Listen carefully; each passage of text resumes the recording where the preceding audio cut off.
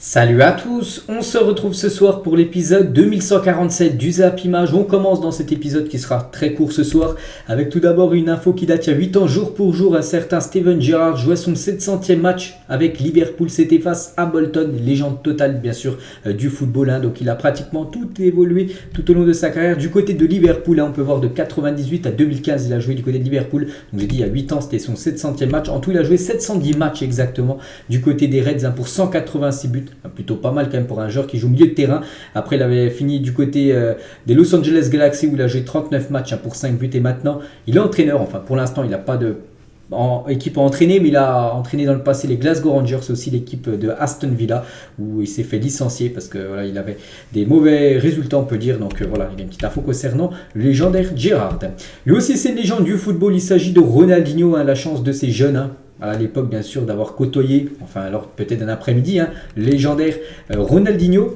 Lui aussi c'est une légende bien sûr du football, c'est Ronaldo, Cristiano Ronaldo. Ce maillot bleu de Manchester était tout simplement exceptionnel à l'époque, c'est qu'il était très très beau, c'était le maillot extérieur des Red Devils il y a quelques années avec ce sponsor AIG qui était l'ancien sponsor bien sûr de Manchester.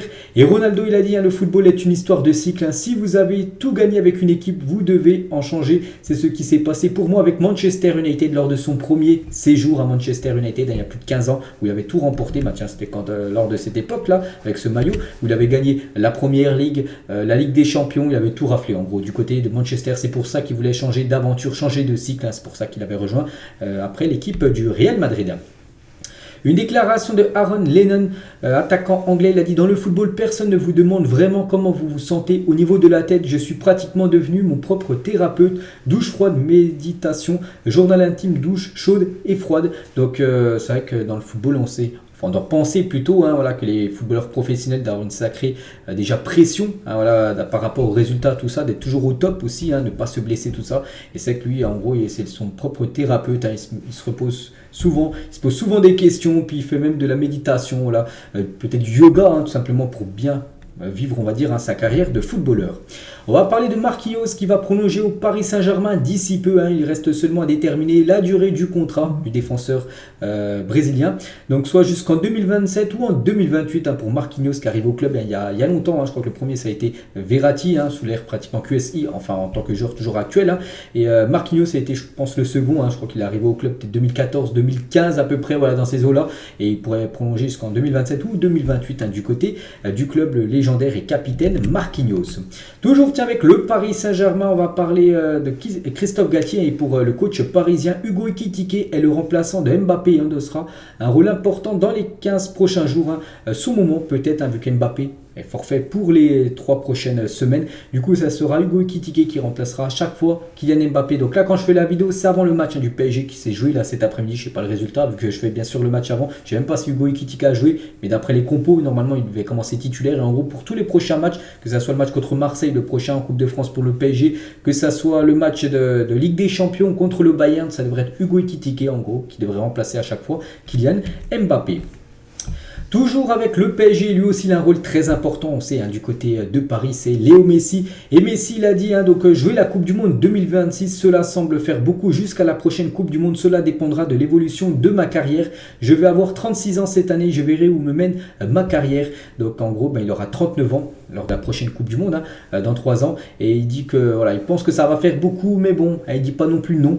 Donc c'est jouable pour Messi, pour jouer cette future Coupe du Monde, en plus qui se déroulera sur le continent nord-américain. N'oubliez pas Canada, États-Unis et Mexique. Et toujours avec Léo Messi, parfois mes enfants se moquent de moi en disant que miras bobo. Souvenez-vous, c'est cette phrase qui a été culte lors de la Coupe du Monde quand il avait dit ça à Whitney Gorst. En gros, va ailleurs, qu'est-ce que tu regardes en gros. Ça veut dire ça en gros cette phrase. Et quand quelque chose arrive ou qu'ils se battent, il utilise souvent ces enfants. En gros, ils chambrent tout simplement leur père par rapport à ce qu'il avait dit lors de cette Coupe du Monde. On va parler d'un autre Argentin qui a été bon aussi. Messi, meilleur joueur et le meilleur jeune joueur de la Coupe du Monde. C'est lui les gars, c'est Enzo Fernandez. Et pour sa première hier avec Chelsea, malgré le 0-0, il a été bon. Joueur ayant gagné le plus de duels, 9, c'est lui. Et joueur ayant réussi le plus de tacles, c'est lui de nouveau avec 6 tacles réussis pour le joueur Enzo Fernandez. Pep Guardiola, il a dit, nous avons été accusés, je n'oublie pas que 8 ou 9 équipes de Première Ligue ont envoyé une lettre à la Première Ligue pour nous bannir de la Première Ligue, parce qu'en gros, ils recrutaient trop cette équipe de Manchester City. Donc il a dit, nous sommes le 5e club en dépenses nettes lors des 5 dernières années. C'est vrai qu'à l'époque, je me souviens, il y a eu pas mal d'équipes, dont 9 équipes comme de Première Ligue qui ont envoyé une lettre à la fédération anglaise pour bannir cette équipe de Manchester City qui recrutait trop sur le mercato.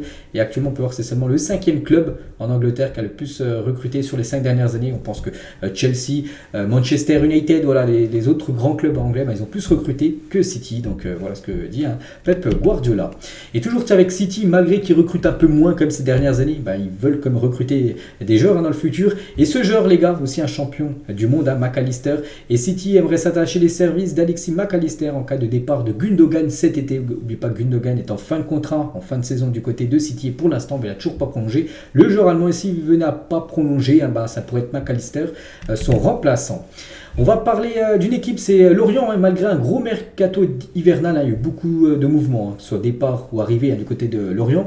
Lorient n'a plus que 2 défenseurs centraux, 2 métiers, donc voilà, ils vont vraiment jouer, c'est très serré, on va dire, du côté de Lorient. Donc ce mercredi, donc là il y a quelques jours, Julien Laporte s'est blessé, il vient d'être opéré, il sera absent jusqu'à la fin de la saison, donc maintenant ils n'ont plus de joker. Vraiment, s'il y en a un qui se blesse, on va dire, en DC, en défenseurs centraux, ils feront jouer peut-être un latéral, un milieu de terrain en défense, parce qu'il n'y a plus que 2 défenseurs centraux de métier du côté de Lorient.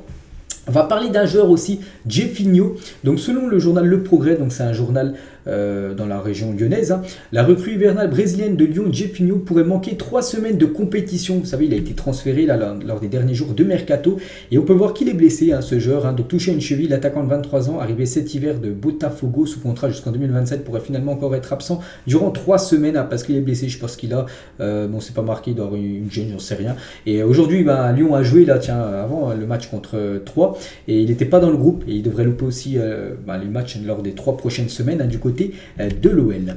Orelsan, les gars, originaire de Caen, était présent hier soir pour la victoire des siens contre Bastia sur le score de 3-1. Voilà, Orelsan, un chanteur, je pense que tout le monde connaît, donc il était présent. On sait qu'il vient de Caen, donc il était présent lors de la rencontre et lors de la victoire de Caen contre l'équipe de Bastia.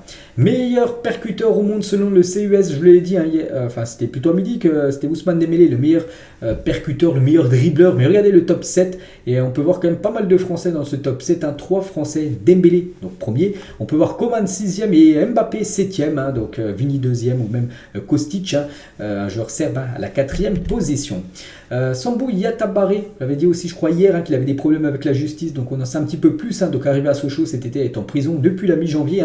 Donc l'international malien de 33 ans avait frappé un policier au visage en 2017 après que ce dernier il a montré son arme, il lui avait reproché sa conduite sur l'autoroute, il conduisait peut-être un peu n'importe comment et du coup il avait frappé ce policier, peut-être un coup de poing en plein visage et c'est pour ça qu'il est actuellement en prison. Il a joué quand même 2 matchs cette saison avec Sochaux en Ligue 2 et du coup actuellement il est en prison, c'est pas combien de temps il sera en prison à ce genre. Dès que j'ai des infos en plus, je vous donnerai de ces nouvelles.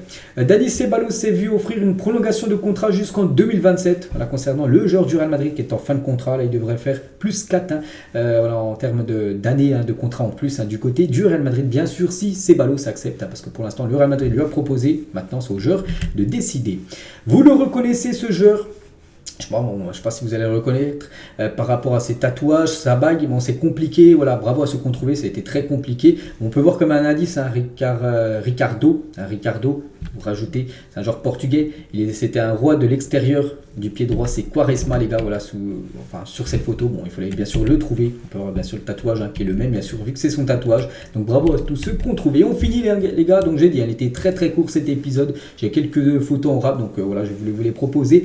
Et à leur prime, lequel était le plus fort entre Busquets et Xabi Alonso? Donc n'hésitez pas à mettre tout ça en commentaire. Moi je partirais comme sur Busquets, le Busquets des années 2011, 10, voilà, 2012, lors de la grande époque du Barça avec Xavi Iniesta, du top niveau. Donc je partirais sur Busquets par rapport à Xabi Alonso, même si Xabi Alonso bien sûr a été un merveilleux joueur. Donc voilà les gars ce qu'il y avait à dire ce soir, donc petit épisode. Donc nous on se retrouve dès demain midi, on parlera de tout ce qui s'est passé aujourd'hui là. Il y a eu beaucoup de matchs, beaucoup de résultats, puis voilà. Allez, moi je vous laisse, bonne soirée à vous, bon samedi soir et à demain.